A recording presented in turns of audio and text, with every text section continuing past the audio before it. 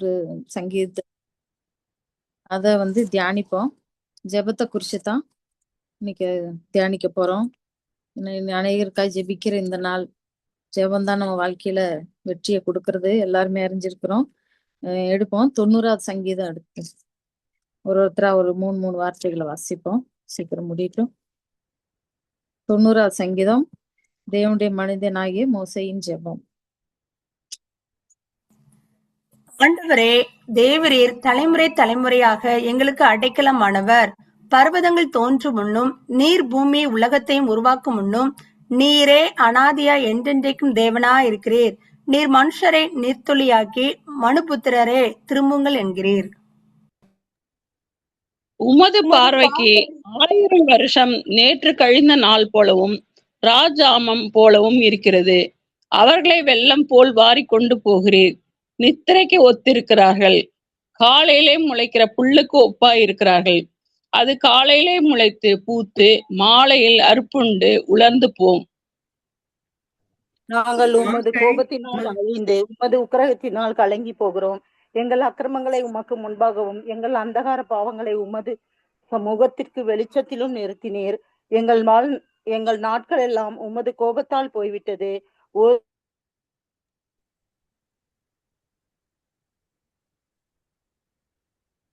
கதையை போல் எங்கள் வருஷங்களை கழித்து போட்டோம். எங்கள் ஆயுசு நாட்கள் 70 வருஷம். பலத்தின் மிகுதியால் 80 வருஷமா இருந்தாலும் அதன் மேன்மையானது வருத்தமும் சஞ்சலமுமே. அது சீக்கிரமாய் கடந்து போகிறது. எங்களுக்கு பறந்து போகிறோம், நாங்களும் பறந்து போகிறோம். உமது கோபத்தின் வல்லமையும் உமக்கு பயப்படத்தக்க விதமாய் உமது உக்கிரத்தையும் அறிந்து கொள்கிறவன் யார்? நாங்கள் ஞான இருதயம் உள்ளவர்களாகும்படி எங்கள் நாட்களை என்னும் அறிவை எங்களுக்கு போதித்தருளும். கர்த்தாவே, உமது அடியாருக்காக பரிதபியும். நாங்கள் எங்கள் வாழ்நாள் எல்லாம் களிகூர்ந்து மகிழும்படி காலையிலே உமது கிருபையினால் திருப்தியாக்கும். தேவரீர் எங்களை துன்பப்படுத்தின நாட்களுக்கும் நாங்கள் துன்பத்தை கண்ட வருஷங்களுக்கும் சரியாய் எங்களை மகிழ்ச்சியாக்கும். உமது கிரியை உமது ஊழியக்காரருக்கும் உமது மகிமை அவர்கள் பிள்ளைகளுக்கும் விளங்குவதாக. எங்கள் தேவனாகிய ஆண்டவரின் பிரியம் எங்கள் மேல் இருப்பதாக. எங்கள் கைகளின் கிரியையை எங்களிடத்தில் உறுதிப்படுத்தும். ஆம், எங்கள் கைகளின் கிரியையை எங்களிடத்தில் உறுதிப்படுத்தி அருளும். ஆமேன். ஹல்லேலூயா. கர்த்தருக்கு ஸ்தோத்திரம். இந்த சங்கீதம் எல்லாருமே வாசிச்சிருப்பீங்க. இது உண்மையில ரொம்பவுமே ஒரு ஆசீர்வாதமான ஒரு ஜெபம், ஒரு பரிசுத்தவானுடைய அது பாருங்க, தலைப்பே தேவனுடைய மனிதனாகிய மோசேயின் ஜெபம். தேவனுடைய மனிதனாகிய அப்படின்னு சொல்லி இதுலயே எழுதி இருக்கிறதுனா ஃபுல்லு ஒரு உச்சம் தலை முதல் உள்ளங்கால் வரை தேவனுடைய மனுஷன். எந்த ஒரு இடத்துலயும் தேவனுக்கு எதிரான காரியங்களை அவரு செய்யாதவர், கீழ்ப்படுகிறவர், எளிமையை தெரிஞ்சு கொண்டவர், தாழ்மையான வாழ்க்கையை தெரிந்து கொண்டவர். பாத்தீங்கன்னா அவருடைய ஜெபம், ஆண்டவரே தலைமுறை தலைமுறையாக எங்களுக்கு நீர் அடைக்கலமானவர். ஏன்னா பழைய ஏற்பாட்டுல அதிகமா வாசிக்கும் போது பாத்தீங்கன்னா அந்த முற்பிதாக்களின் பெயரை சொல்லிதான் அவங்க ஆபிரகாமின் தேவனே, ஈசாக்கின் தேவனே, யாக்கோபின் தேவனே, அப்படியே அந்த அவங்களோட பய பக்தியை ரொம்ப நம்ம பழைய ஏற்பாட்டுல அநேக பரிசுத்தவான்கள் சொல்றத நம்ம பார்க்க முடியும். இப்ப நம்ம இருக்கிற இந்த ஜெனரேஷன்ல அதாவது ஊழியர்களை புகழ்றதும் ஊழிய பேர்கள், இந்த சபை அந்த சபை அவங்க இவங்கனாலும் அதெல்லாம் விட இப்போ அவங்க பாத்தீங்கன்னா ஒரே வார்த்தையை தான், ஆபிரகாம் ஈசாக் யாக்கோபின் தேவனானவர்னு பிதா கூட அந்த பேரை சொல்லி நாங்க அவர் தேவனா இருக்கிறேன் அப்படின்னு சொல்றதுலயும் ஆண்டவர் பிரியப்படுறாரு. அதே மாதிரி பரிசுத்தவான்கள் ஜெபிக்கும் போதும் எங்கள் முற்பிதாக்களின் தெய்வமே, ஆபிரகாமின் தெய்வமே, அவர் கொடுத்த வாக்குத்தத்தத்தை நினைவு கூறுங்கப்பா, நாங்க அவங்க பிள்ளைங்களா இருக்கிறோம், எங்க முன்னோர்கள் தெரியாம செஞ்ச பாவத்தெல்லாம் மன்னிச்சு ஆபிரகாம் தேவனை எனக்கு இறங்கும், ஈசாக்கின் தேவனை இறங்கும். இப்படிதான் பாத்தீங்கன்னா அந்த பழைய ஏற்பாட்டுல நிறைய அதிகாரங்களை நம்ம வாசிக்கிறோம். அப்படியா தேவனுடைய மனுஷன் இவர் ஜெபிக்கிறது, பர்வதங்கள் தோன்றும் முன்னும் பூமி உலகத்தையும் உருவாக்கும் முன்னு நீரே அனாதி என்றென்றைக்கு இருக்கிறீர். முதலாவது தேவனை தலைமுறை தலைமுறை அடைக்கலமா இருக்கிறீங்கன்னு சொல்றாரு. எல்லாம் பூமி உலகத்தை உருவாக்கும் முன்னே நீரே தேவனா இருக்கிறீன்னு சொல்லி அவரை உயர்த்தி ஆண்டவர் ஜெபிக்கிறத நம்ம பாக்குறோம். நீர் மனுஷனை அவ்வளோ பெரிய தேவன் மனுஷனை நீர் தூளியாக்கி மனுபுத்தரே திரும்புங்கள். இப்போ இந்த உலகத்தில் நடக்கிற சம்பவங்கள், மனிதனுடைய யோசனைகள், மனிதனுடைய திட்டங்கள், மனிதனுடைய தீர்மானங்கள் எவ்வளோ ஒரு வேதனையானதும் அழிவுக்குண்டானதும் ஏதோ இந்த உலகத்துல காலங்காலமா அவங்க இருக்கிறது போல இந்த உலகத்தை பிடிச்சுக்கணும், இந்த உலகத்திலேயே நம்ம இருக்கிறோம், நம்ம தான் இருக்க போறோம், நம்ம சந்ததிகள் வாழ்ந்து இருக்கணும், நம்ம பிள்ளைங்க நல்லா இருக்கணும், இப்படியான ஒரு நினைவு கொண்ட கொடூரமான காலம். ஆனா கர்த்தரோ ஒவ்வொரு மனிதனுக்கும் ஒரு குறிப்பிட்ட காலத்தை தான் வைத்திருக்கிறார். அதை நினைவு கூறாதபடிக்கு அவங்க என்ன பண்றாங்கன்னா, அந்த மாதிரியான உலகம் இப்போ மாறிட்டு இருக்குது. எங்கேயுமே தெய்வ பயம் இல்லாம போகுது. தெய்வ பயம், தேவ நாமத்தை அதிகமா உச்சரிக்கிற இடங்கள் இல்லாம போகுது. இப்ப யூடியூபோ நம்ம ஏதோ டிவி இந்த மொபைல பார்க்கும் போதும் சில வின் பண்ணுன உலக மனுஷங்க இருக்கிறாங்க. சிலதுல ரொம்ப பேரும் புகழும் பெற்றவங்க, உலக ஞானத்துல இப்படி பல மக்கள் இருந்தா அவங்கள புகழ்ந்து அவங்க எப்படி வாழ்ந்தாங்க, அவங்க எப்படி இருந்தாங்க அப்படின்னு சொல்லி அத்தனை காரியங்களை புகழ்ந்து புகழ்ந்து பேசுறதுதான் இருக்கு. ஆனா ஒரே ஒண்ணு, கல்வாரியில் நமக்காய் ரத்த சிந்தின ஒரு தேவன் இருக்கிறாருங்கிறத இப்ப புகழ்ந்தோ பிற மனுஷங்க உயர்த்தி பேசுறதோ ரொம்ப கம்மி. நம்ம கிறிஸ்தவ உலகம் அந்த குட் ஃப்ரைடே டைம், அந்த லென்த் நாட்கள், இந்த டைம்ல சிலுவை தியானமா இருந்தாலும் சில நேரங்கள் சில மனிதர்கள் செய்யற காரியம் சிலுவைக்கு அவங்களுக்கும் ஒரு சம்பந்தம் இல்லாத வாழ்க்கையாத்தான் இப்போ போயிட்டு இருக்கு. இந்த காலத்து நம்ம பாக்குறோம். மனுஷனை நீர்த்தூளி எவ்வளவு பெருசு இல்லையா? ஒன்னும் பயங்கரமான ஒரு சின்னது. அவர் உண்டாக்கின கடல்கள் இதெல்லாம் பார்த்தா அந்த சின்ன நீர்த்துளி அப்படி ஆக்கி மனுபுத்தரை திரும்புன்னு சொல்றாரு. அவ்வளவுதான் அவர் எதிர்பார்க்கறது. பெருசா ஒண்ணு நம்மள அதிகமா நேசிக்கிறதுனால நீ திரும்பு. அவர் பார்வைக்கு 1000 வருஷம் நேற்று கழிந்த நாள் போலும் ராச்சாம் போலம் இருக்குது. 1000 வருஷம் நம்மளாம் குறிப்பிட்டு 120 வயசு அப்படின்னு நமக்கு மனுஷனுக்கு கர்த்தர் கட்டளையிட்டாலும் அதுல 10வது வசனம் பாக்குறோம். எங்கள் ஆயுசு நாட்கள் 70 வருஷம், வெள்ளத்தின் மிகுதியால் 80 வருஷமா இருந்தாலும் அதன் மேன்மையானது வருத்தமும் சஞ்சலமுமே. அது சீக்கிரமாய் கடந்து போகிறது. வருத்தமும் சஞ்சலமும் அப்படின்னு உணர்ந்து இருக்க ஒவ்வொரு பார்த்தீங்கன்னா தேவ பிள்ளைகளுக்கு தான் வருத்தம் சஞ்சலம் அதிகமா. அதை சகிச்சு பொறுத்து ஆண்டோடைய கிருபை மாத்திரம் போதுன்னு பற்றி கொண்டு ஜீவிக்கிற ஜனங்கள் சிலர் மாத்திரமே.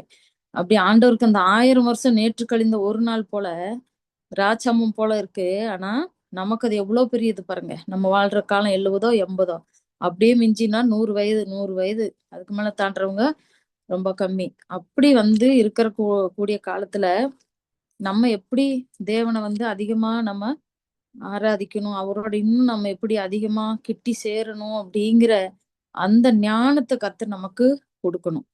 அதுல பாக்குறோம் 12வது வசனம், நாங்கள் ஞான இருதயம் உள்ளவர்கள் ஆகும்படி எங்கள் நாட்களை என்னும் அறிவே எங்களுக்கு போதித்தரல. ஆண்டவரே, நம்ம இப்ப உலக மனுஷங்களை பாக்குறோம், அவங்க ஏதோ வெற்றி சிறந்துட்ட மாதிரி பல துன்மார்க்க வழியில அரசியல் எல்லாம் பாக்குறோம். துன்மார்க்கத்தனமா எவ்வளவு உயர்ந்து பணம்னு போனாலும் ஆனாலும் அவங்களுக்கு அந்த ஞானமுள்ள இருதயம் அவங்களுக்கு இல்ல. ஞானமுள்ள இருதயத்தை நாட்களை எண்ணும் அறிவு அவங்களுக்கு இல்லை.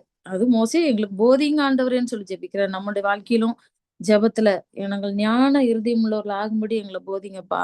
எங்களுக்கு ஒரு ஞானம் தேவை ஆண்டவரே. எல்லா விதத்திலும் ஞானம் இல்லாம இருக்கிறோம், உம்முடைய ஞானத்தினால் நிரப்புங்க அப்படின்னு சொல்லி தேவன் கொடுக்கிற ஞானத்துக்காக நம்ம ஜெபிக்கிறது ரொம்ப முக்கியம். முக்கியமா லேடிஸ் நம்ம குடும்ப வாழ்க்கையில சொல்லப்போனா ஒரு 70% மேல லேடிஸோட பங்கு தான் அந்த குடும்பத்துல. கணவன்மார்களுக்கு அவ்வளவு கிடையாது. உண்மையில தேவன் ஞானத்தை பெற்றுக்கொண்ட ஒவ்வொரு சகோதரிகளையும் கேட்டாலும் சரி அதேதான் சொல்லுவாங்க. நமக்கு தான் சொல்லப்போனா 90% சொல்லலாம். நம்மளுடைய பங்கு அவ்வளவு தூரம் குடும்பத்துக்குள்ள இருக்கு. அதுக்கு முக்கியமானது ஞானம் தேவை. தேவ சமூகத்துல ஞானத்துக்காக ஜெபிக்கணும். பிற மனுஷங்கிட்ட எப்படி காத்திருக்கணும். காத்திருந்து இப்ப எஸ்தரை பாக்குறோம். பாத்தீங்கன்னா ஒரு சாதாரண ஒரு குடும்பத்துல வளர்ந்த ஒரு பெண்ணு, தாய் தகப்பனற்றவள், மொர்தெகாய் அண்டர்ல வாழ்ந்தாலும் அவளுக்கு பெரிய ஞானம் இல்லை, உலக அறிவோ உலக ஞானமோ கிடையாது. ஆனா அவ எப்படி ஞானத்தை கற்றுக்கொண்டா? பெரிய இந்த ஒரு விஷயம், ஒரு பெரிய ஒரு வேதனை வருது, ஒரு கண்ணீர் வருது நம்முடைய மக்களுக்கு, நம்ம சுகமா வாழ்ந்துட்டு போறதுக்கு அல்ல அப்படிங்கிறதுல அவ இருந்த காரணம் ஞானம் பெற்றுக்கொண்டது. அவ கூடி அவ தோழிகளோட பிரேயர் பண்ணுறது, அவ தனிமையா இருந்து உபவாசித்து ஜெபிச்சதுனால அந்த உலகத்தையும் சகல அண்டா சரசரங்களை படைத்த தேவனுடைய ஞானம் அவளுக்கு கொடுக்கப்பட்டது. அதனால அவ அந்த பெரிய பிரச்சனைய சின்ன ஒரு இதா தாண்டி போகிறதுக்கு ஆண்டவர் அந்த இடத்துல உதவி பண்ணாரு. இல்லைன்னா சாதாரணமா போய் அந்த ஆகாசுவர் ராஜா கிட்ட போய் அவ சொல்ல முடியாது, இப்படி ஆமான்கிறவன் இப்படித்தான் அவனை அழிக்கணும் அப்படின்னு. தேவனிடத்துல நின்னான், அவளுக்கு வேண்டிய ஞானத்தை கொடுத்தாரு. பேசத்தக்கதான இடத்துல எந்த இடத்துல எப்படி பேச ஞானத்தை கொடுத்து அந்த பெரிய காரியத்துல அவங்க ஜெயம் பெற்றதை நம்ம பாக்குறோம். அப்படியா நம்முடைய வாழ்க்கையிலயும் ஞானம் அதிகமா எனக்கு கொடுங்க ஆண்டவரே அப்படின்னு சொல்லும்போது என்னன்னா, ஞானத்தை பெற்றுக்கொள்ளணும்னா அதிகமா அந்த பேசிட்டே இருப்பாங்க பாருங்க. உலக காரியம், உலக இதுன்னு பிரச்சனைகள் அப்படியான மக்களோட நம்ம சேர்ந்தோம்னா நமக்கு இந்த ஞானத்துக்கு நம்மளே சுத்தமா முட்டாளாயிருவோம். அந்த ஞானத்தை பெற்றுக்கொள்ளக்கூடிய பொறுமை இருக்காது. அந்த ஞானம் இருக்கிறதும் போயிரும். அவங்களுக்குள்ள இருக்க அந்த ஸ்பிரிட் நம்மள அப்படியே அவங்க பக்கம் அப்படி உலகப்படி சாச்சிட்டு போயிரும்.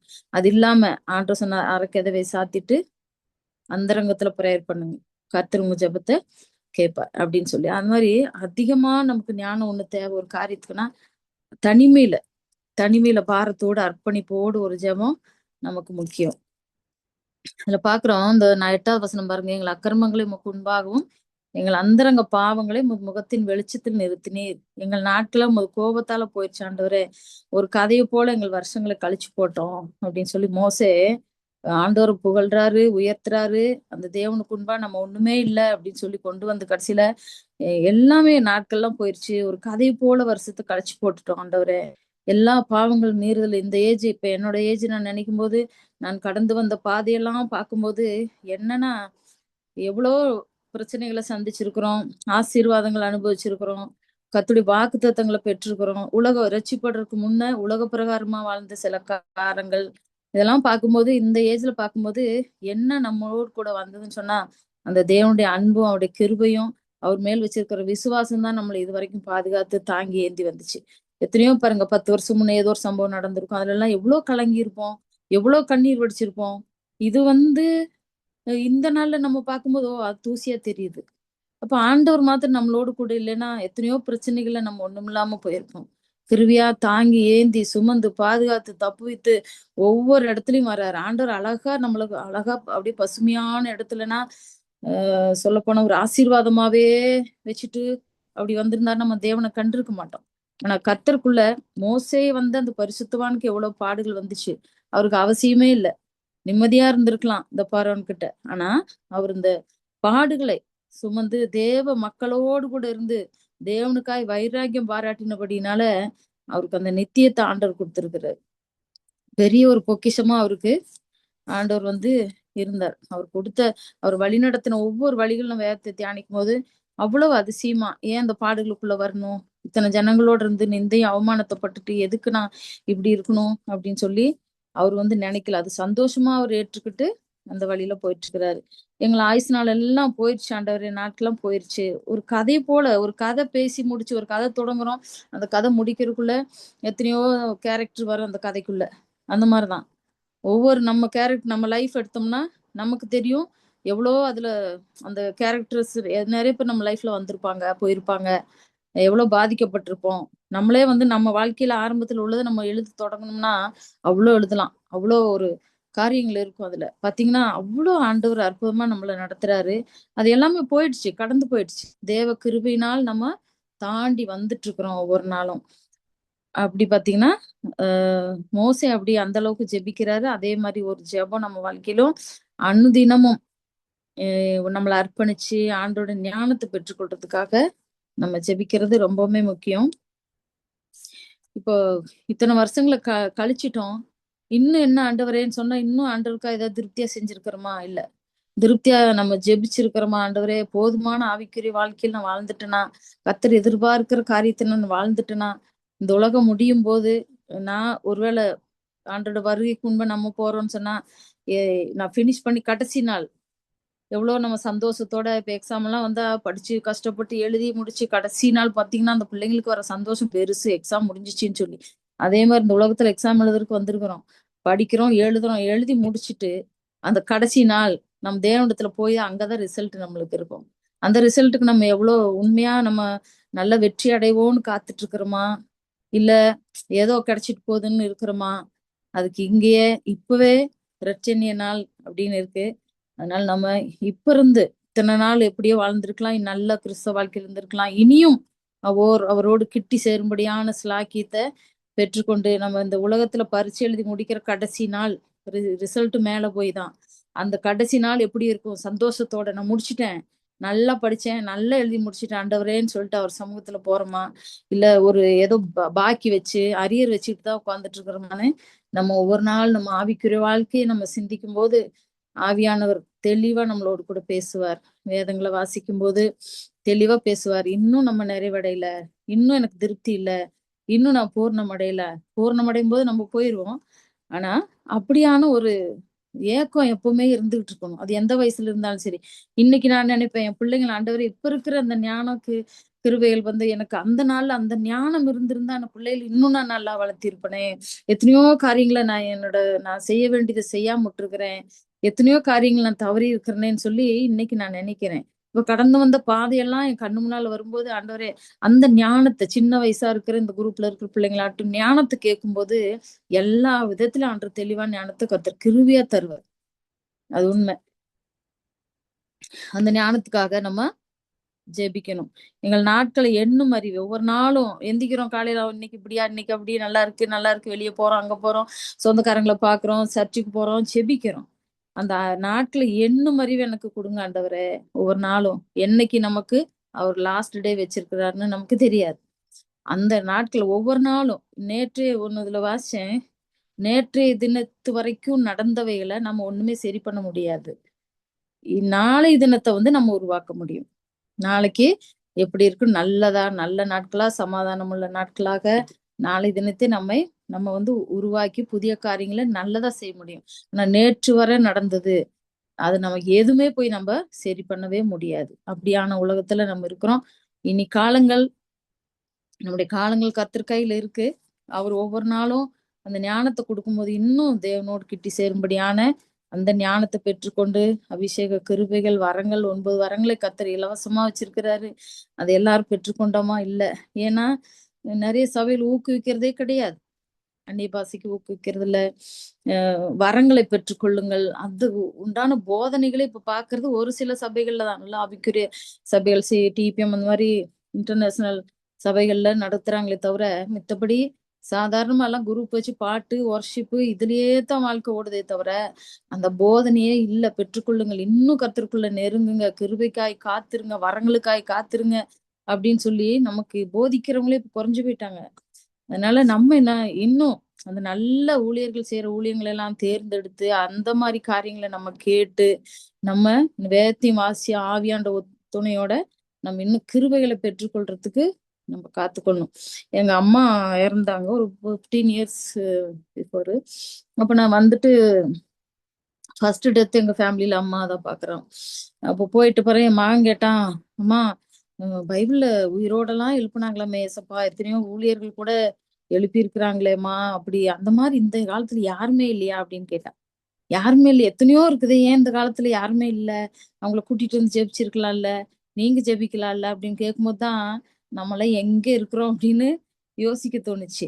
எங்க இருக்கிறோம், எதையோ விட்டுட்டு ஏதோ நம்மளுடைய அனுதின காரியங்களுக்காகவே நம்ம பாரப்பட்டுட்டு கண்ணீர் விட்டுட்டு சாட்சி சொல்லிட்டு நம்ம போயிட்டே இருக்கிறோம். இத்தகையான சாட்சி நான் இவங்களுக்கு போய் ஜெபிச்சேன், அவங்களுக்கு பரிபூர்ண சுகத்தை ஆண்டவர் அந்த நிமிஷத்துல கட்டளிட்டார். இன்னும் இப்ப இருக்கிறாங்க, ஊழியர்கள் இருக்கிறாங்க. இருந்தாலும் சாதாரண விசுவாசிகள் ஜெபிச்சு எத்தனை அற்புதங்களை ஆண்டவர் செய்திருக்கிறார். அதுக்காக நம்ம பிரயாசப்படுறோமா? ஒரு பயம், ஒரு தயக்கம் வந்துருது அந்த மாதிரி காரியங்கள்ல. அப்படியா இல்லாம அதெல்லாம் சத்துருவின் தந்திரங்கள் தான் நம்மை முடக்கி போடுறது. அப்போ மோசையை போல நம்மளும் ஒவ்வொரு நாட்களும் ஆவிக்குரிய ஆசீர்வாதத்தின் நாட்களா எனக்கு மாத்தி கொடுங்கப்பான்னு சொல்லி நம்ம ஜெபிக்க கற்றுக்கொள்ளணும். அப்போ அந்த 13வது வசனம் பாருங்க, கர்த்தாவே திரும்பி வாரும், எதுவரைக்கும் கோபமாயிருப்பீர், உமது அடியாருக்காக பரிதபியும். அது ஒரு அருமையான அந்த வசனம் பாருங்க. மனுஷருடைய பாவங்களினால ஆண்டவர் கோபம் வருது. ஆண்டவர் சில நேரங்கள்ல அவங்களை விட்டுட்டு திரும்பி போயிடுறாரு. இதுல ஒரு வசனம் கூட இருக்கு, மீகால நினைக்கிறதுல ஒரு வசனத்துல அவரு நம்ம மனம் திரும்பி அவர் தன்னுடைய இடத்துக்கு திரும்பி போயிடுவாருன்னு சொல்லி ஒரு வசனம் இருக்கு. பாத்தீங்கன்னா திரும்பி வாருன்னு கூப்பிடுற, திரும்பி வாங்க, இதுவரைக்கும் கோவமா இருப்பீங்கப்பா, எங்களுக்காக நீங்க பரிதபிங்க, எங்களுக்காக பரிதாபப்படுங்க ஆண்டவரேன்னு சொல்லி அந்த வார்த்தை. அந்த மாதிரிலாம் நம்ம ஜெபிச்சிருக்குமா? பரிதாபப்படுங்க என் மேல, கொஞ்சம் இறக்கம் காட்டுங்கப்பான்னு சொல்லி கெஞ்சி அவர் நிக்கிறதுன்னு நம்ம பாக்குறோம்.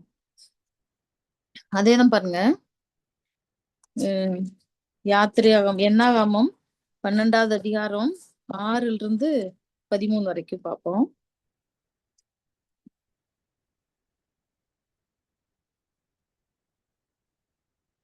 வாசிக்கணுமாக்கா?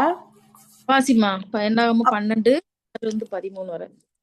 அப்பொழுது அவர், என் வார்த்தைகளை கேளுங்கள். உங்களுக்குள்ளே ஒருவன் தீர்க்கதரிசியாய் இருந்தால், கர்த்தராகிய நான் தரிசனத்தில் என்னை அவனுக்கு வெளிப்படுத்தி சொப்பனத்தில் அவனோடே பேசுவேன். என் தாசனாகிய மோசையோ அப்படிப்பட்டவன் அல்ல. என் வீட்டில் எங்கும் அவன் உண்மை உள்ளவன். நான் அவனுடன் மறைபொருளாக அல்ல, முகமுகமாகவும் பிரத்யட்சமாகவும் பேசுகிறேன். அவன் கர்த்தரின் சாயலை காண்கிறான். இப்படி இருக்க நீங்கள் என் தாசனாகிய மோசைக்கு விரோதமாய் பேச உங்களுக்கு பயம் இல்லாமற் போனதென்ன என்றார். கர்த்தருடைய கோபம் அவர்கள் மேல் மூண்டது. அவர் போய்விட்டார். அடுத்து பாருங்க, இது 13. மே 10 வாசிக்கவா? எப்படிங்க? படி. மேகம் கூடாரத்தை விட்டு நீங்கி போயிற்று. மிரியாம் உறைந்த மலையின் வெண்மை போன்ற குஷ்டரோகியானால், ஆரோன் மிரியாமை பார்த்தபோது அவள் குஷ்டரோகியாய் இருக்க கண்டான். அப்பொழுது ஆரோன் மோசையை நோக்கி, என் ஆண்டவனே, நாங்கள் புத்தீனமாய் செய்த இந்த பாவத்தை எங்கள் மேல் சுமத்தாதிரும். தன் தாயின் கற்பத்தில் பாதி மாம்சம் அழுகி செத்து விழுந்த பிள்ளையைப் போல அவள் ஆகாதிருப்பாளாக என்றான்.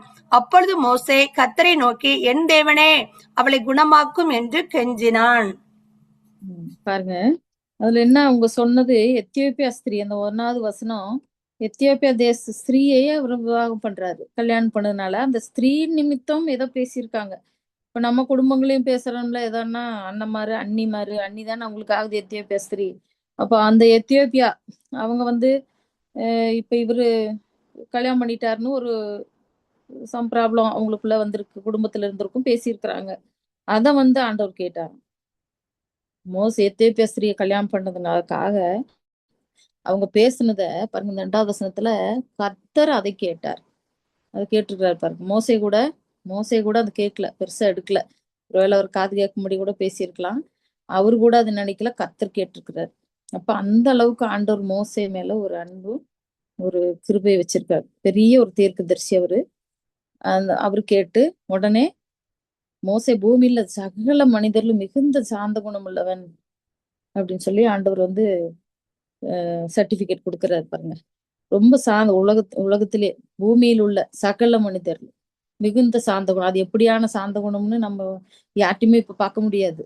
நம்மளுக்கும் இல்ல, இருக்கலாம் ஒரு சிலர், ஆனா எனக்கும் இல்ல. நான் நினைப்பேன் ரொம்ப அமைதியானவ அப்படின்னு சொல்லி நிறைய பேர் சொல்லுவாங்க. என்ன அதிகமா பேச மாட்டேன்னு. இப்ப கொஞ்சம் அதிகமா தெரிஞ்சக்கா, ஒரு 20 வருஷம் முன்னாடி தான் நல்லா இப்ப திருப்பி பேச ஆரம்பிச்சிருக்கேன். அதுக்கு முன்னாடி அமைதியா இருப்பேன். நிறைய ஃப்ரெண்ட்ஸ் இருக்காது, பேசவும் மாட்டேன்.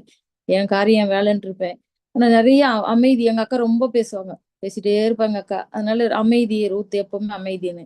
ஆனா சாந்தமா இருக்கிறாங்க அப்படின்னு சொல்லுவாங்க. ஆனா மோசையை போல ஒரு சாந்தம் அவரு எப்படி இருந்தாருன்னு சொல்லி நம்ம கற்பனை பண்ணி கூட பார்க்க முடியாது. அவ்வளோ சாந்தமான ஒரு மனிதன் ஆண்டவர் தேர்ந்தெடுத்திருக்கிறார் அவரை.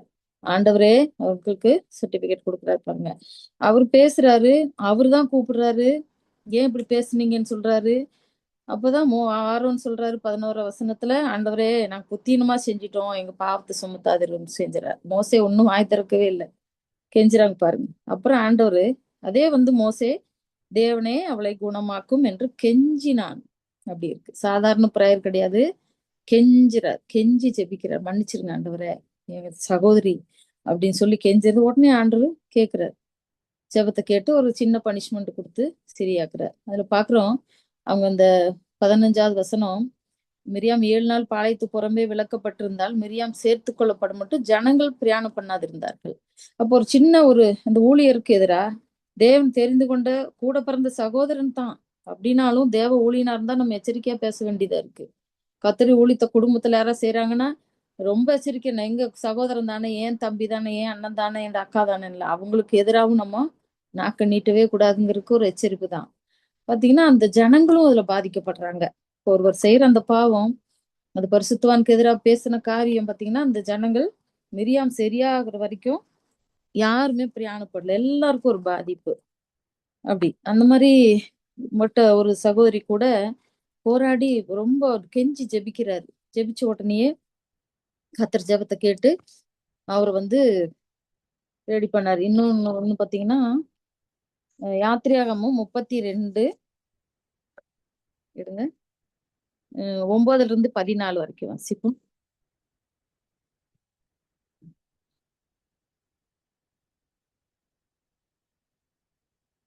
பின்னும் கர்த்தர் மோசேயை நோக்கி, இந்த ஜனங்களை பார்த்தேன், இவர்கள் வணங்கா கழுத்துள்ள ஜனங்கள். ஆகையால் என் கோபம் இவர்கள் மேல் மூளவும் நான் இவர்களை அழித்து போடவும் நீ என்னை விட்டுவிடு, உன்னை ஒரு பெரிய ஜாதியாக்குவேன் என்றார். மோசே தன் தேவனாகிய கர்த்தரை நோக்கி, கர்த்தாவே தேவரீர் மகா பலத்தினாலும் வல்லமையுள்ள கையினாலும் எகிப்து தேசத்திலிருந்து புறப்பட பண்ணின உம்முடைய ஜனங்களுக்கு விரோதமாக உம்முடைய கோபம் பற்றி எறிவதென்ன? மலைகளில் அவர்களை கொன்று போடவும் பூமியின் மேல் இராதபடிக்கு அவர்களை நிர்மூலமாக்கவும் அவர்களுக்கு தீங்கு செய்யும் பொருட்டே அவர்களை புறப்பட பண்ணினார் என்று எகிப்தியர் சொல்லுவானேன். உம்முடைய கோபத்தின் உக்கிரத்தை விட்டு திரும்பி உமது ஜனங்களுக்கு தீங்கு செய்யாதபடிக்கு அவர்கள் மேல் பரிதாபம் கொள்ளும். உமது தாசனாகிய ஆபிரகாமையும் ஈசாக்கையும் இஸ்ரவேலையும் நினைத்தருளும். உங்கள் சந்ததியை வானத்து நட்சத்திரங்களைப் போல பெருக பண்ணி நான் சொன்ன இந்த தேசம் முழுவதையும் உங்கள் சந்ததியார் என்றென்றைக்கும் சொந்தரித்துக் கொள்ளும்படிக்கு அவர்களுக்கு கொடுப்பேன் என்று உம்மை கொண்டே அவர்களுக்கு ஆணையிட்டு சொன்னீரே என்று கெஞ்சி பிரார்த்தித்தான். அப்பொழுது கர்த்தர் தம் ஜனங்களுக்கு செய்ய நினைத்து தீங்கை செய்யாதபடிக்கு பரிதாபம் கொண்டார். பாருங்க எவ்வளவு பெரிய ஒரு ஜெப வீரர் அவர் இல்லையா? இந்த மோசேயின் ஜெபம் தனியாவே ஒரு சங்கீதம் இருக்குதுன்னு சொன்னா அவர் எவ்வளவு பெரிய அவரோட ஜெபத்தினால எத்தனையோ காரியங்களை அவரு செய்திருக்கிறார். நமக்கு முன்மாதிரியா இருந்து அவர் ஜெபிச்ச ஜெபத்தை வந்து நம்ம ஃபாலோ பண்ணணும். அந்த மக்கள் பாருங்க, ஆண்டவரே சொல்றாரு, வணங்கா கழுத்துள்ள ஜனம், கொஞ்சம் கூட தாழ்மை கிடையாது. வணங்கா கழுத்துன்னு கொஞ்சம் கூட வணங்குறது இல்ல. அப்படியே நம்ம செய்யறதான் கரெக்டுன்னு சொல்ற கடின இருதயம் உள்ள ஜனங்கள் சொல்லுது. கடின இருதயம், கடின கழுத்துள்ள ஜனங்கள், அந்த ஜனங்களா இருக்காங்க. நீ வந்து அவங்கள நான் அழிச்சு போடுறேன், விட்டுரு, என்ன விட்டுரு, உன்னை ஒரு பெரிய ஜாதியாக்குறேன், உன்னை நானும் பெரிய ஜாதியாக்கி உன்னை ரொம்பவே ஆசீர்வதிக்கிறேன் அப்படின்னு அழிச்சிடுறேன்னு சொல்லும் போதும் அவர் என்ன சொல்றாரு? எல்லாம் பாருங்க, அப்ப எவ்வளோ பெரிய அந்த மக்கள் மேல அவர் வைத்திருந்த அன்பு. இது என்னுடைய ஜனம், கர்த்தர் அங்கிருந்து நம்மளை புறப்பட பண்ணிட்டாரே, வைராக்கியம் கர்த்தர் மேல இருக்கிறது, வைராக்கியத்தோட அந்த ஜனங்கள் என்னதான் அவர் மேல கல் எறிஞ்சாலும், அவரை நிந்திச்சாலும், தூஷிச்சாலும், அவருக்கு கர்த்தருக்கு எதிராக காரியங்களை செய்த போதும் கெஞ்சி கெஞ்சி ஜெபம் பண்ணி ஆண்டவரே பரிதாபம் கொள்ளும். அதுலயும் பாருங்க 12வது வருஷத்துல கடைசி இருக்கும், அவர்கள் மேல் பரிதாபம் கொள்ளும், பரிதாபப்படுங்க ஆண்டவரே, கிருபையா இறங்குங்க. இந்த மாதிரி ஒரு பாரப்பட்ட ஜெபம் நம்ம வாழ்க்கையில இருக்குதா?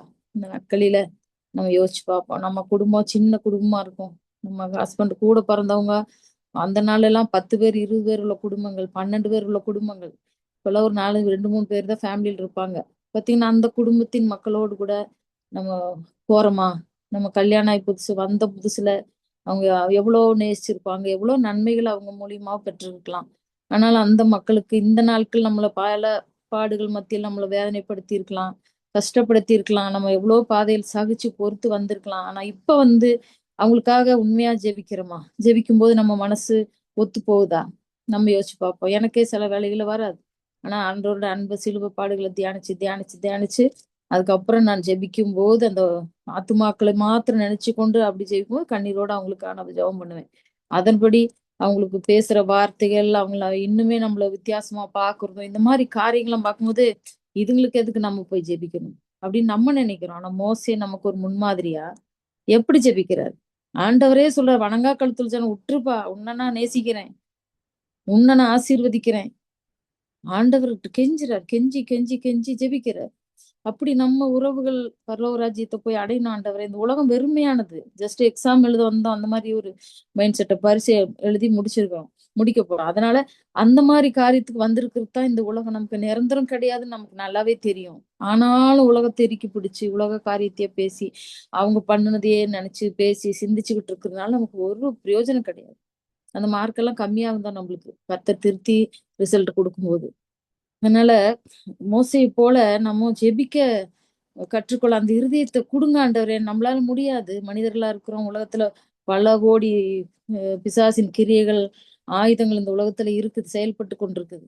ஆனா இதுக்கு மத்தியில நம்ம சரியாக்கணும்னா தேவ ஆவியானவர் நமக்கு கட்டாயம் உதவி செய்வார். அதுக்காகவே நம்ம ஜெபிச்சு ஜெயம் எடுக்கிறவங்களா இருக்கணும். அந்த மாதிரி எனக்கு ஒருத்தர் சொன்னாங்க, உதவி செஞ்சுட்டு பலருக்கு நம்ம செஞ்சிருக்கிறோம். ஆனா கொஞ்சம் கூட ஒரு கடுகளவு கூட நன்றி இல்லாதவங்களா இருப்பாங்க வாழ்ந்து செலுத்து இருக்கும்போது. அதை நம்ம நினைச்சு அவங்களுக்கு இப்படி பண்ணமே அப்படி பண்ணமே நினைக்கிறத விட வசனம் சொல்லுது, கர்த்தரை நம்பி நன்மை செய். கர்த்தரை நம்பிதான் நன்மை செய்யணும். எந்த நன்மை யாருக்கு செஞ்சாலும் கர்த்தர் நம்பி செய்யணும். நமக்கு அங்கிருந்து ரிட்டர்ன் எதுவுமே நம்ம எதிர்பார்க்க கூடாது. அப்போ ஒருத்தர் ஒரு எங்க போதகரம்மா சொன்னாங்க, ஒருத்தருக்கு நன்மை செஞ்ச உடனே அடுத்த நிமிஷமே அது மறந்துடணுமா. அடுத்த நிமிஷமே அதை மறந்துட்டேன்ற சிந்தனையில் கொண்டு வச்சுட்டு வந்துடணும்னு சொல்லுவாங்க. ஏன்னா அவங்க நிறைய பாதிக்கப்பட்டிருக்காங்க. அப்படி அப்புறம் அதனால என்ன ஆகுனா அவங்க மேல அந்த கசப்பு வெறுப்புகளோ நம்மளுக்கு ஃபியூச்சர்ல வராது. அவங்களுக்காக உண்மையில ஜெபிக்க தோணும். அந்த மாதிரி முதல் பலருக்கும் ஜெபிச்சிருப்போம். அவங்களால ஈவன் சபையில ஆகட்டும், நம்ம சொசைட்டில இருக்கிற மக்களாகட்டும், ஃப்ரெண்ட்ஸ் ஆகட்டும், ரொம்ப நேசிச்சிருப்போம், ஜெபிச்சிருப்போம். ஆனா அவங்களால சில மனஸ்தாபங்கள், சில கஷ்டங்கள் நமக்கு உண்மையாவே அவங்களே கொடுத்துருக்கலாம். ஆனால் அவங்களுக்கு இப்ப உண்மையா ஜெபிக்க நமக்கு மனசு வருதா?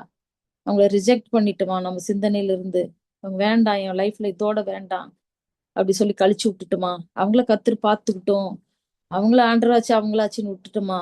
நம்ம இன்னைக்கு எந்த நிலைமையில இருக்கிறோம்? அவங்களுக்காக உண்மையில ஜெபிக்கிறோமா? அந்த ஆத்மாக்களுக்காக கண் முன்னாடி இருக்கிற சகோதரன் இடத்துல அன்பு காணாம காணாத இடத்துல எப்படி அன்பு பாராட்டுவாய்ன்னு சொல்லி வசனம். அப்போ கண் முன்னால் இருக்கிறவங்க அப்படிதான் செய்யும். ஆனா நம்மள ஒன்றும் பாதிக்காது. பாதிக்க விடாம இருக்கதான் தேவன் நம்மளோடு கூட இருக்கிறார். 91 சங்கீதம் நமக்குன்னே எழுதப்பட்டது. பக்கத்தில் 1000 பேரும் வலதுபுறத்தில் 10,000 பேர் விழுந்தாலும் உன்னை அணுகாது. உன் கண்களால் பார்ப்ப, உன் கண்களை பார்ப்ப, காதுகள்ல கேட்ப, அவங்க பேசுறதும் செய்யறதும். ஆனா ஒண்ணு உன்னை அணுகாது.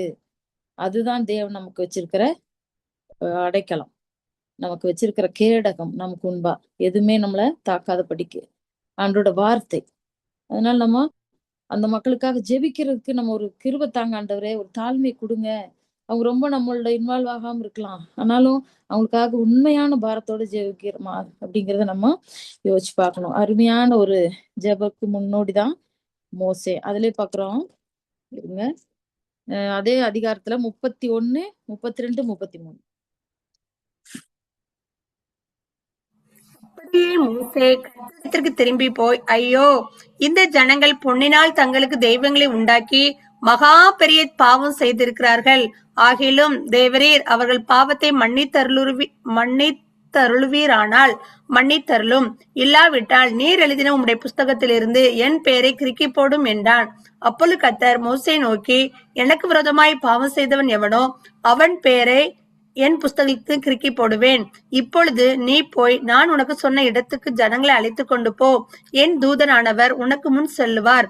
ஆகிலும் நான் விசாரிக்கும் நாளில் அவளுடைய பாவத்தை அவளிடத்தில் விசாரிப்பேன் என்றார். பாருங்க, இதுலயும் பாருங்க, இதே அதிகாரம் அந்த மக்களுக்கு பொன்னினால் தெய்வங்களை உண்டாக்கிட்டு பெரிய பாவம் செய்யறாரு. ஆண்டவர் தான் விக்கிரகம் அவருக்கு வேண்டாத ஒரு காரியம், அவர் வெறுக்கிறது அதுதான் தெரிஞ்சும் அதையேத்த போய் அவங்க செய்யறாங்க. மோசேக்கும் அது பயங்கர வெறுப்பா இருந்தாலும் பிதாவுக்கும் மக்களுக்கும் இடையில அவர் நின்றுட்டு இருக்கிறாரு. இந்த பக்கம் மக்கள் ஒரு பக்கம் பாவம் அக்கிரமங்கள் செய்து அந்த ஆண்டவருக்கு எதிராக, ஐயோ ஆண்டவர் இவங்களை தண்டிச்சிடக்கூடாதுன்னு இவர் நடுவுல நின்னு இந்த பக்கம் ஒரு வேண்டுதல், வேண்டாப்பா இந்த சைடு செய்யாதீங்க அப்படிங்கிறாரு. அந்த நேரத்துல அவர் தண்டிக்க வரும்போது, ஆண்டவரே நான் நிக்கிறப்பா, எனக்கு கிருபையா இறங்குங்க ஆண்டவரேன்னு சொல்லி, இப்ப பிதாவுக்கும் மனுஷனுக்கும் மத்தியஸ்தர இயேசு கிறிஸ்து இருக்கிறது போல அந்த நாட்கள்ல பிதாவுக்கும் இந்த மனுஷர்களுக்கும் இடையில மோசே இருந்து ஜெபிச்சிருக்கிறாரு. அதை நீங்க சிந்திச்சு பார்க்கும்போது நம்ம தெரியலாம். கடின இருதயம், அழிச்சிடக்கூடாது இந்த மக்களை. ஆனாலும் அந்த சைடு ஆண்டவரே இந்த மக்களும் வேணும், நீரும் எனக்கு வேணும், உண்மையும் நான் மகிமைப்படுத்துற ஆண்டவரேன்னு சொல்லி ரொம்ப ஒரு இக்கட்டான இடத்துல மோசே நின்றுட்டு இருக்கிறாரு. அப்படி நம்ம ஜெபிக்கிறோமா? நம்முடைய ஜெப வாழ்க்கை அப்படி இருக்குதா? பாத்தீங்கன்னா கிறுக்கி போடுங்க ஆண்டவரே. அவர் சொல்ற ஆண்டவர் கிறுக்கி போட்டுறேன், மன்னிச்சிருந்தா மன்னிங்க, இல்லாட்டி என்னோட பேரை கிறுக்கி போட்டுருங்க ஆண்டவரேன்னு சொல்றாரு. ஜீவ புஸ்தகத்திலிருந்து மன்னித்தருளுவீர் ஆனால் மன்னித்தருளும், மன்னிச்சிங்கன்னா மன்னிங்க, இல்லைன்னா பாருங்க எவ்வளவு அதிகாரமா அவர் சொல்றாரு, அந்த ஜெபிக்கிறாரு பாத்தீங்களா. இல்லன்னு என் பேரை கிறுக்கி போட்டுருங்க ஆண்டவரே, மன்னிக்கணும்னா மன்னிங்க, இல்லாட்டி போங்க, என் பேரை கிறுக்கிட்டு போயிருங்க. அந்த அளவுக்கு இந்த ஜனங்க மேல ஒரு பற்று. நம்முடைய மக்களை பாதுகாக்கணும், கரை சேர்க்கணும், கொண்டை காணான் வரை சேர்த்துனுவேன்னு சொல்லி அத்தனை இக்கட்டுகளையும் அவர் நின்னுட்டு ஜெபிக்கிறார். மன்னித்தருளி வீரானால் மன்னிச்சிருங்க. அதான் ஆண்டவர் சொல்லார். என்ன சொல்றாரு? யார் பாவம் செஞ்சாலும் அவன் பேரை மாத்திரம் நான் கிறுக்கி போட்டுறேன் என்ன. ஆனா அந்த அவங்களுக்கு நான் விசாரிக்கும்னாலே அவருடைய பாவத்தை அவரிடத்துல விசாரிப்பேன். 34வது வசனத்துல இருக்கு. விசாரிக்கிற நாளுன்னு ஒண்ணு இருக்கு. அவங்கள பார்த்து அவங்ககிட்ட விசாரிச்சுக்கிறேன், அவங்க உங்ககிட்ட. அதனால உன் பேரு நான் கிறுக்கி போட முடியாது அப்படின்னு சொல்லிட்டு யார் செஞ்சாங்களும் அவங்க பேரை கிறுக்கி போடுறேன்றாரு ஆண்டவர். இப்படி நம்ம திறப்புல நின்னு ஜெபிக்கிறோமா? நம்முடைய ஜெப வாழ்க்கை நம்ம அப்படியே நம்மளை யோசிச்சு பார்க்கணும். அதுல இப்ப இன்னைக்கு வாசிச்சது கூட ஒரு வசனம் செல்வி வாசிச்சது. யோவான் 17:15 ஒரு வசனம் நான் குறிக்கி வச்சேன். யோவான்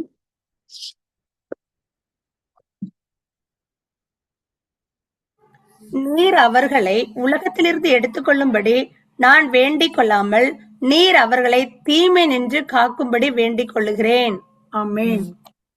இது யாரு? இயேசு கிறிஸ்து ஜெபிக்கிறார் இல்லையா? இயேசு கிறிஸ்துவர் ஜெபம். அது மோசையின் ஜெபம், இது இயேசு கிறிஸ்துவின் ஜெபம். ஃபுல்லா அந்த ஹெட்டிங்ல நான் எழுதி வச்சிருக்கிறேன். அது அவரோட ஜெபம் தான். பாத்தீங்கன்னா அதுல அவர்களை உலகத்திலிருந்து எடுத்துக்கொள்ளும்படி நான் வேண்டிக் கொள்ளல ஆண்டவரே, நீர் அவர்களை தீமையிலிருந்து காக்கும்படி வேண்டுகிறேன். பாத்தீங்கன்னா மோசைக்கும் இயேசு கிறிஸ்துக்கும் எவ்வளவு ஒரு ஆண்டவர் ஒரு ஒப்புமையா முன்னாலே வச்சிருக்கிறார் பாருங்க. அது அழிச்சிருதுக்கு இல்ல ஆண்டவர். அதேதான் மோசே அங்க நிக்கிறார். இந்த மக்களை அழிக்க வேண்டாம், அவங்கள காக்கணும், எப்படியாவது இருந்து காத்துடணும்னு சொல்லிக்கிறார். டாட்டம் முடிச்ச ஜனங்க அப்படின்னு சொல்லி இருந்தாலும் இந்த நாள்லயும் வாசித்த இந்த வசனம், உலகத்திலிருந்து எடுத்துட வேண்டாம், அவங்க தீமையிலிருந்து விளக்கிட்டீங்கன்னா போதும், அவங்கள பாதுகாருங்கப்பா, பாவத்தை மன்னிச்சிருங்க, பாவம் செய்யாது பாதுகாருங்கன்னு இந்த ஜெபமும் அந்த ஜெபமும் நம்ம உண்மையில நிறைய நேரம் வாசிச்சு ஜெபிக்க தியானிக்க வேண்டிய ஒரு ஜெபங்கள் இது. அந்த மாதிரி ஒரு ஜெபம் நம்மகிட்டயும் இயேசு கிறிஸ்துவோட கூட இருக்கிற அவர் ஜெபிச்சார்.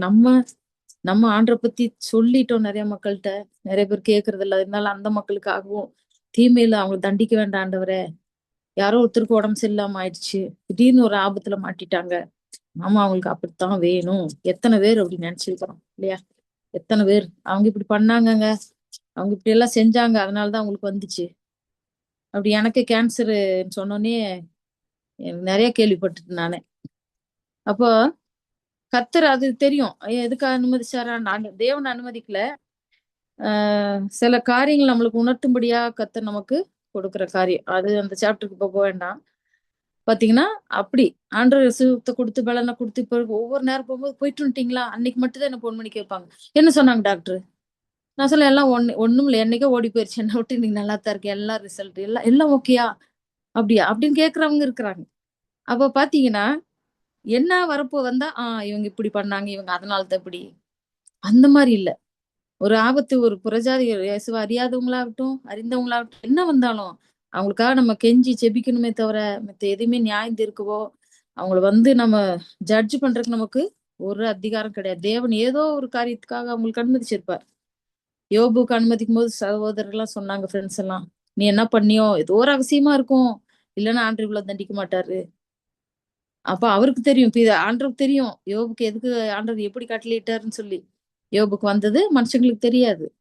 அந்த மாதிரி நம்மளும் போய் நியாயம் தீர்க்காதபடிக்கு மோசே எப்படியாய் ஜெபிச்சாரு, ஏசப்பா எப்படியாய் பிதாவிடத்துல நமக்காக ஜெபிச்சுட்டு போனாரு அப்படிங்கறத வச்சு நம்ம தேவன் வரும் வரைக்கும் நம்ம ஊழியம் செய்யறோம். நம்ம எல்லா காரியங்களுக்காக இந்த வசன ஆதாரங்களோடு கூட நம்ம ஜெபிக்க கற்றுக்கொள்ளவங்களா நம்ம இருக்கணும்.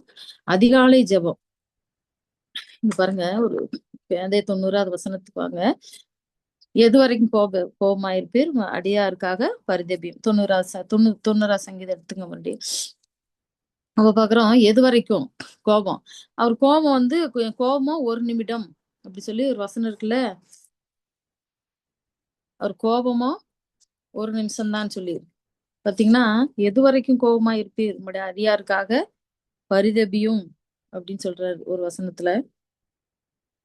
13வது வசனம், நாங்கள் எங்கள் வாழ்நாள் எல்லாம் கலிகூர்ந்து மகிழும்படி காலையிலே எங்களை உமது கிருபையால் திருப்தியாக்க ஆண்டவரே, எங்களுக்காக பரிதபியும் அப்படின்னு. ஒரு சகோதரன் எனக்கு தெரியும், ஒரு ஹஸ்பண்ட் ஒய்ஃபு நல்லா வச்சிருப்பாரு. இதுல ஏதாவது பிடிக்கலைன்னா ஒரு வாரத்துக்கு தேவையில்லாம பேச மாட்டாரு, அடிக்கிறதோ அந்த மாதிரிலாம் கிடையாது, பேசவே மாட்டாரு.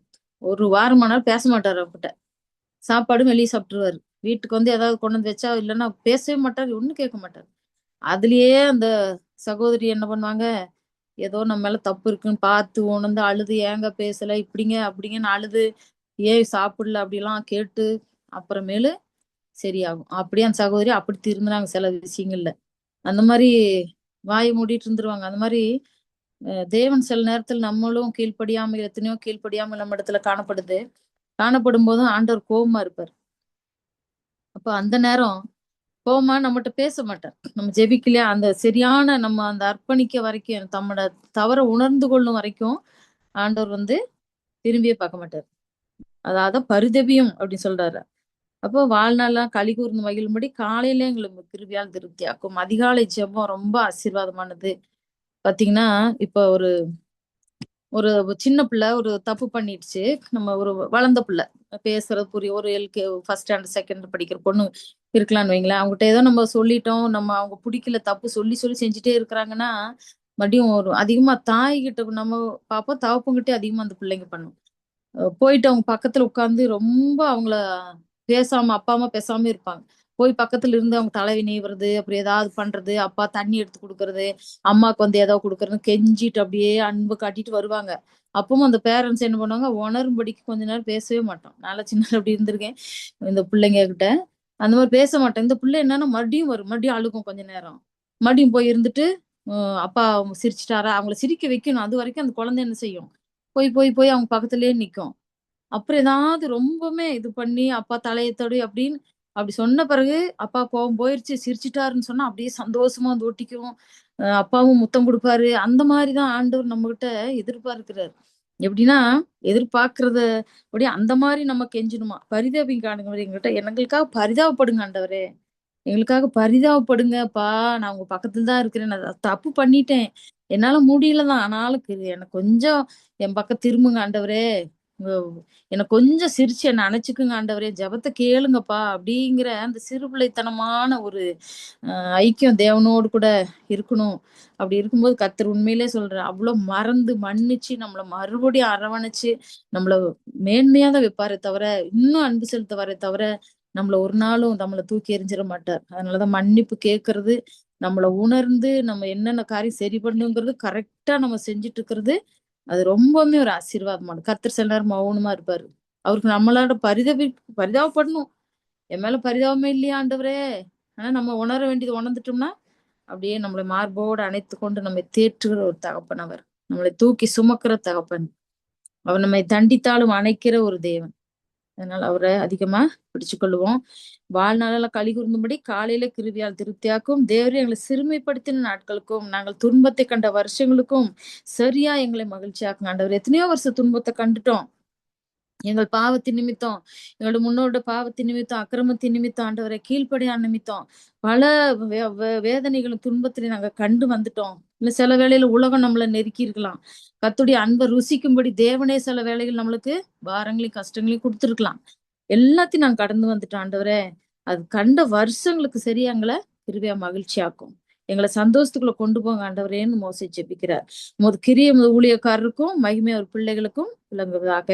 எங்கள் தேவனாகிய ஆண்டவரின் பிரிய எங்கள் மேல் இருப்பதாக. எங்கள் கைகளின் கிரிய எங்களிடத்தில் உறுதிப்படுத்தும். அந்த வசனத்தை கவனிச்சு பாருங்க. எங்கள் கைகளின் கிரியை எங்களுக்கு உறுதிப்படுத்தும். எங்கள் கைகளின் கிரியத்தை எங்களுக்கு உறுதிப்படுத்துங்க. 2 தடவை சொல்றேன். உறுதிப்படுத்துங்கப்பா, எங்கள் கைகளை நாங்க கையிட்டு செய்யற வேலையை ஆசீர்வதிங்க. நாங்க எதை செய்யறோமோ உறுதிப்படுத்துங்க ஆண்டவரே. எங்களுக்கு ஒரு ஒரு வாக்குத்தத்தத்தை கொடுங்க. இந்த காரியத்துக்கு என்னோட பேசுங்க, அதை உறுதிப்படுத்திருங்கப்பா அப்படின்னு சொல்லி அவ்வளவு உறுதியா அவர் ஜெபிச்சு முடிக்கிற இந்த சங்கீதம் நம்ம வாழ்க்கையில அது பல மடங்கான ஆசீர்வாதத்தை கொண்டு வரும். அனுதினமும் நம்மளை ஜெபிப்போம். இப்போ மோசே வந்து எங்கும் உண்மை உள்ளவன். தாவீதுக்கு ஒரு கொடுக்கிறார், எங்கும் உண்மை உள்ளவன். அப்படி தாவீதுக்கு இருதயத்துக்கு ஏற்றவன் சொல்லி ஆண்டவர் ஒரு சர்டிபிகேட் கொடுக்குறாரு. யோபுக்கு சொல்றாரு, உலகத்துல அவனை போல உத்தமனும் ஒருவனும் இல்லைன்னு சொல்லி. இப்படியா அந்த பரிசுத்தவான்கள் எல்லாம் வந்தவங்க பூரா பாடுகள் அனுபவிச்சவங்க தான். அதே பாடுகள் நமக்கும் வந்திருக்கு, வரப்போகுது, வந்துட்டு இருக்கு. இனி என்ன காரியங்கள் நம்ம வந்து ஃபேஸ் பண்ண போறோம்னு தெரியாத ஆனா தேவன் நமக்கு எல்லாத்துலயும் ஒரு ப்ரொடெக்ட் பண்ணி வச்சிருக்கிறார், பாதுகாப்பு கொடுத்திருக்கிறார், தப்பித்துக்கொள்ள வழிகளை வச்சிருக்கிறார். அதனால கரத்துல நம்ம அடங்கி இருப்போம். கர்த்தர் நம்மள ஆசீர்வதிப்பார். சோதனை யாருக்குன்னு சொன்னா கர்த்தர் எவனிடத்துல அன்பு கூறுகிறாரோ அவனுக்கு சோதனை. எபிரேயர்ல வெளிப்படுத்தல இருக்கு. நீதிமானுக்கு சோதனைகள் வரும். தேவ பக்தி உள்ளவர்களுக்கு சோதனைகள் 2 பேதுருல இருக்கு. கிறிஸ்தவனுக்கு, கிறிஸ்துவ பின்பற்றுவனுக்கு சோதனைகள். கிறிஸ்துவை வெளிப்பட காத்திருக்கிறவர்களுக்கு, ஆண்டவர் வெளிப்படணும், வருகைக்கு வரணும், அது காத்திருக்கவங்களுக்கு சோதனை. இந்த மாதிரி கர்த்தர் நீதிமானை சோதித்தருகிறார். சோதனை இல்லாத மனுஷனே கிடையாது. அப்ப நமக்கு சோதனை வருதுன்னா ஏதோ கொஞ்சமா நம்ம நீதி உள்ளவர்களா இருக்கிறோம். அதனால கர்த்தர் சோதனை நமக்கு வருது. இன்னும் தேவ சமூகத்துல பரிசுத்தப்படுவோம், அநேகருக்காய் ஜெபிப்போம். கர்த்தர் இந்த வசனங்களை ஆசீர்வதித்து தருவார். Praise Lord.